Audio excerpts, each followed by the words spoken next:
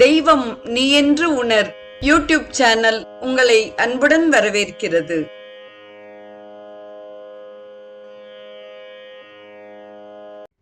அன்பு உள்ளங்கள் அனைவருக்கும் ஒளிமயமான உற்சாகமான காலை வணக்கம்.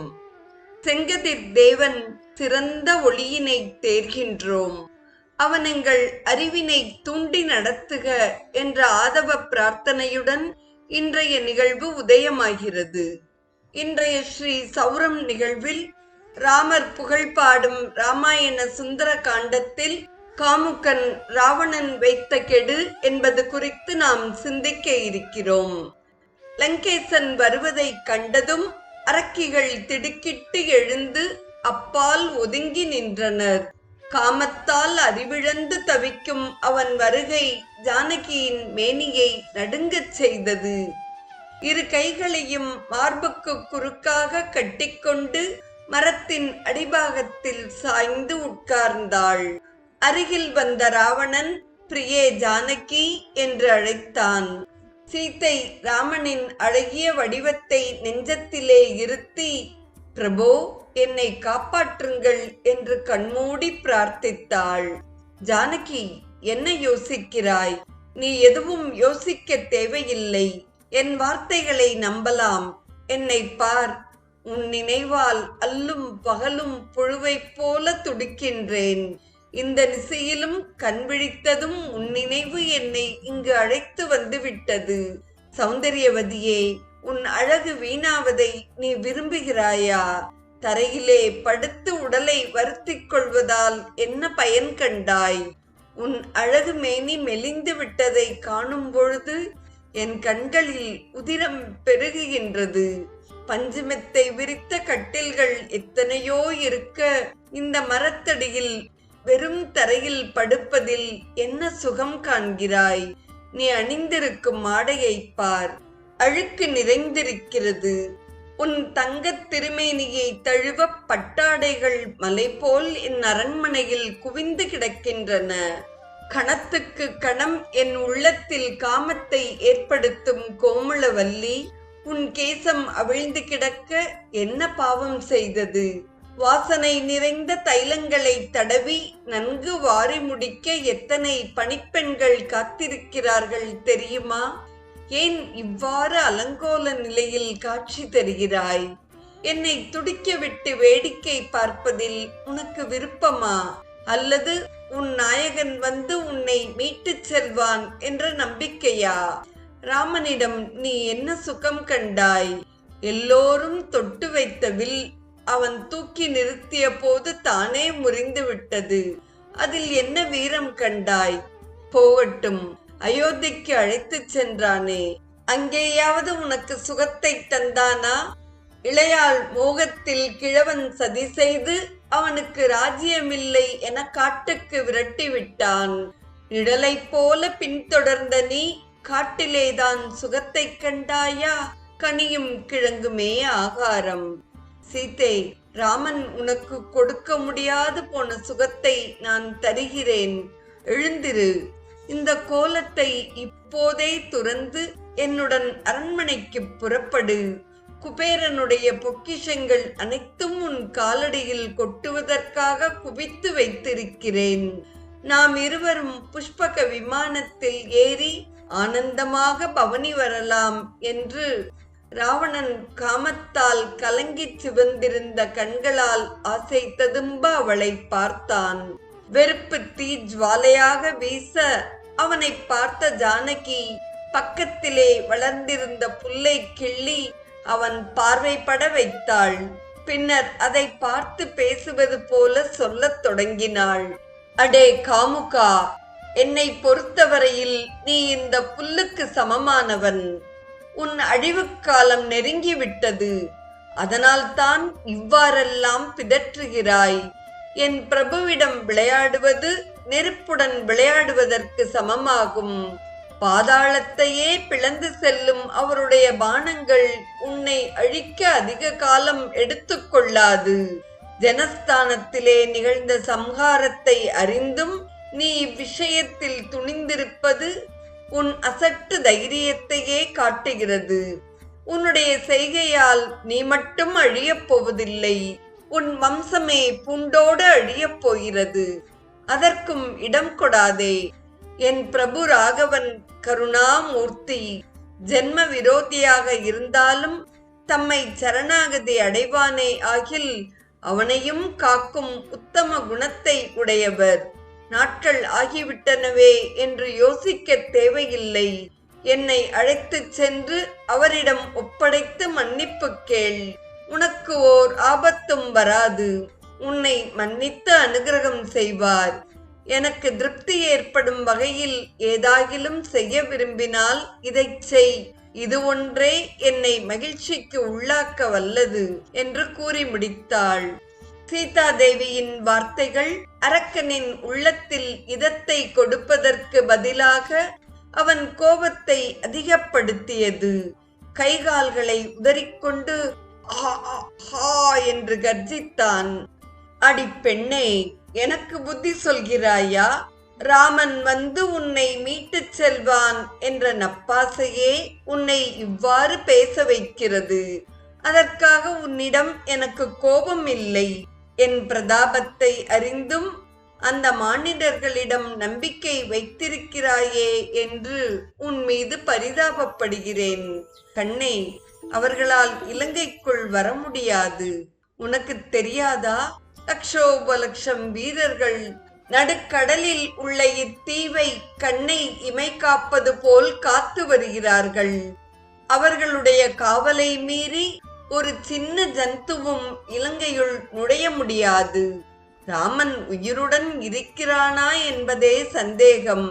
ராஜ்யத்திலிருந்து துரத்தப்பட்ட அவனுக்கு இருந்த ஒரே சொத்து நீ. உன்னையும் இழந்த பிறகு அவன் எவ்வாறு தலை நிமிர்ந்து நடமாடுவான்? அவமானத்தாலேயே உயிர் துறந்திருப்பான்.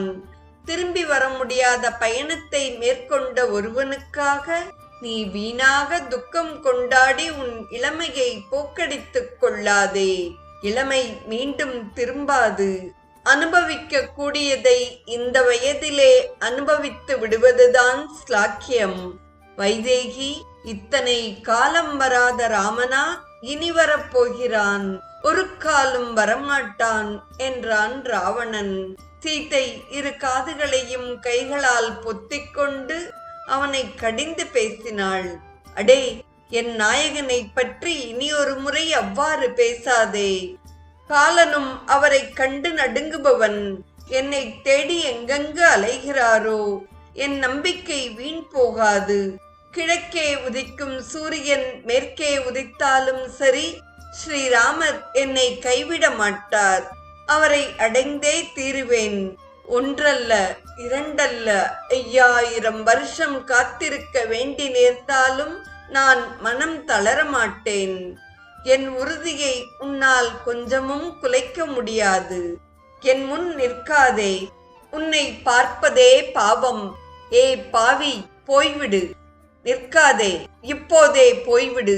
உன் உடல் மீது பட்டு வரும் காற்று என் மேனியை தீண்டும் போது தேகமெல்லாம் எரிகிறது. அத்தகைய பெரிய பாவி நீ. போய்விடு. என் முன் நிற்காதே. காமுகா, என்னை வதைத்தது போதும். என்னுடைய உடல் எரிகிறது. போய்விடு. போ போ போ. நிற்காமல் போய்விடு என்று கத்தினாள். ஹே சுந்தரி, உன்னிடம் நான் எத்தனை ஆசை கொண்டிருக்கிறேன் என்பதை உணராமல் பேசுகிறாய். இந்த நடுநிசியில் கண் விழித்ததும் உன்னை தேடி நான் ஓடி வந்திருப்பதே அதற்கு சான்று. ராமனை நினைத்து கொண்டு என்னை விரட்டி அடிக்கலாம் என்று எண்ணுவாயானால் அதற்கு நான் கொஞ்சமும் இடம் தர மாட்டேன் என்பதை தெரிந்து கொள். இந்த கைகள் உன் அழகிய மேனியை தழுவ எத்தனை ஆசையாய் துடிக்கின்றன தெரியுமா? கண நேரத்தில் என் ஆசையை உன்னிடத்தில் நிறைவேற்றிக் கொள்ள என்னால் முடியும். ஆனால் அதை நான் விரும்பவில்லை. நீயும் என்னிடம் ஆசை கொண்டு இருவருமாக சேர்ந்து இன்பத்தை அனுபவிப்பதையே நான் விரும்புகிறேன். ஜானகி, இப்போது நான் சொல்வது மிகவும் உறுதியான வார்த்தை. 10 மாத காலமாக நான் பொறுமையுடன் இருந்து வருகிறேன். இப்படியே கடைசி வரை என்னை சமாளித்து விடலாம் என்று நினைக்காதே. இன்றிலிருந்து 2 மாதங்கள் உனக்கு கெடு தருகிறேன். அதற்குள் நீ நன்கு யோசித்து ஒரு முடிவுக்கு வந்துவிடு. இந்த கெடுகாலம் முடிந்ததும் நீ எனக்கு இணங்கவில்லையெனில் உன்னை விட்டுவிடப் போவதில்லை. எனக்கு பயன்படாத நீ வேறு யாருக்குமே உபயோகப்படக்கூடாது. ஆகவே உன்னை சித்திரவதை செய்து கொன்று எனக்கு காலை உணவாக்கி விடுவார்கள். இது நிச்சயம் என்று கனல் பறக்க கூறிய ராவணன் அங்கிருந்து அரக்கிகளை கோபத்தோடு பார்த்தான். அவனுடைய பார்வையின் உக்கிரத்தை தாங்க முடியாமல் அவர்கள் நடுநடுங்கி தரையில் விழுந்து அவனை வணங்கினர். நீங்கள் எதற்கு இருக்கிறீர்கள்? பொம்மைகளா? இவளுக்கு நன்கு புரியும்படி என் பிரதாபத்தை எடுத்துச் சொல்லுங்கள். என்னை விரோதித்துக் கொள்பவர் அடையும் துன்பங்களை விரிவாகச் சொல்லுங்கள் என்று கூறிவிட்டு வேகமாக அரண்மனையை நோக்கிச் சென்றான். மரத்தின் மீதிருந்த ஆஞ்சநேயர் அங்கு நடப்பவற்றை உன்னிப்பாக கவனித்துக் கொண்டிருந்தார். ராவணனின் கொடுமை நிறைந்த வார்த்தைகளால் தேவி புழுவாய் துடிக்கும் போது அவரும் வேதனை தாங்காது தவித்தார். அப்போதே கீழிறங்கி ராவணனை பிடித்து சித்திரவதை செய்து அன்னையிடம் வரம்புக்கு மீறி பேசியதற்காக மன்னிப்பு கேட்க செய்ய வேண்டும் என்று அவர் நெஞ்சம் துடித்தது. பெண்ணை திரண்டு வரும் சமயத்தில் தாழி உடைந்தாற் போன்று காரியம் கெட்டுவிடுமோ என்று மிகுந்த சிரமத்தோடு அந்த எண்ணத்தை அடக்கிக் கொண்டார். அன்னையை சந்தித்து பேசும் வரை அவர் வரவை ராவணன் அறியாது இருக்க வேண்டுமே. ஆகவே ஆஞ்சநேயர் பொறுமையுடன் தகுந்த சந்தர்ப்பத்தை நோக்கி மரத்தின் மீது காத்திருந்தார். ராவணன் அகன்றதும் அரக்கிகள் ஹாய் ஹூய் என்று கூச்சலிட்டுக் கொண்டு அவளை சூழ்ந்து கொண்டார்கள். அவர்களை பார்க்கவே பயமாக இருந்தது. ஒவ்வொருவரும் விசித்திரமான தேகத்தை கொண்டிருந்தனர்.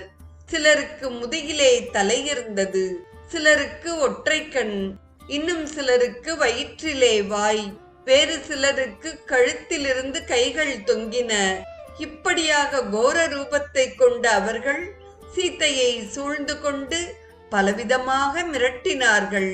அவர்களால் என்ன துன்பம் நேருமோ என நடுங்கியவளாய் அமர்ந்திருந்த சீதையை அணைத்துக் கொண்டு, தாயே, பயப்படாதே, இவர்கள் உன்னை ஒன்றும் செய்ய முடியாது. உன் மீது இவர்கள் தங்கள் விரலை வைக்கவும் துணிய மாட்டார்கள். ராவணனுடைய கோபத்தை நன்கு அறிந்தவர்கள் என்றோ என்று ஆறுதல் கூறினாள் ஒரு பெண். அரக்கர்களுக்கிடையே ரத்தினமாக விளங்கும் அந்த பெண் யார் என்ற ஆச்சரியத்தோடு அவளை பார்த்தார் ஆஞ்சநேயன். நாளைய நிகழ்வில் திரிசடை கண்ட விசித்திர கனவுகள் குறித்து நாம் சிந்திப்போம். இன்றைய ஸ்ரீ சௌரம் நிகழ்வில் சுந்தர காண்டத்தில் காமுகன் ராவணன் வைத்த கெடு குறித்து நாம் பகிர்ந்த செய்திகளையெல்லாம் செவிமடுத்த அத்துணை நல்ல உள்ளங்களுக்கும் நெஞ்சார்ந்த நன்றி. மீண்டும் நாம் நமது பயணத்தை ஆதவனுடன் நாளையும் தொடர்ந்து பயணிப்போம். தெய்வம் நீ என்று உணர் யூடியூப் சேனலை கேட்டு மகிழ்ந்த நீங்கள் உங்கள் நட்பு வட்டத்திற்கும் பகிர்ந்து தொடர்ந்து உங்களது நல்ல ஆதரவினை சப்ஸ்கிரைப் செய்து வழங்குமாறு அன்புடன் வேண்டுவது உங்கள் அன்பின் விசாலம்.